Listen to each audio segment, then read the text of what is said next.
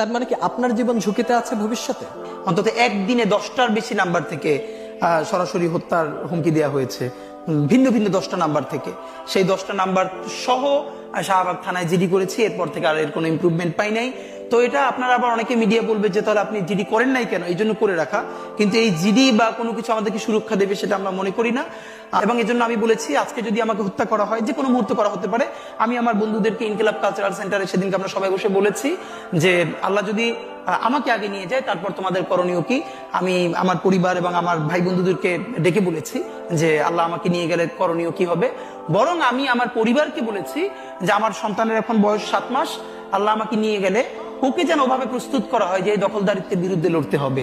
আল্লাহ ওকে যদি বড় করে ওর সন্তানও দখলদারিত্বের বিরুদ্ধে লড়বে, এই স্পিরিট যেন ওকে দেয়া হয়, এটা আমি আমার পরিবারকে বলেছি। সে আছে। আর একটা মজার ব্যাপার হলো যে আমি যখন ইনসাফের লড়াই করি তখন তো সেখানে পরাজয়ের কিছু নেই। আমি বেঁচে থাকলে আমি গাজী হিসেবে লড়বো, আমি মরে গেলে শহীদ হয়ে আল্লাহর কাছে চলে যাব। আর আমাদের এই লড়াই তো হার জিতের কিছু, আমরা জিতের উপরেই আছি। আমাদের জীবন বেঁচে থাকলেও জিত, আমাদের জীবন চলে গেলেও জিত। আপনার তো হারানোর কিছু ছিল না, সুতরাং লড়াই চলবে।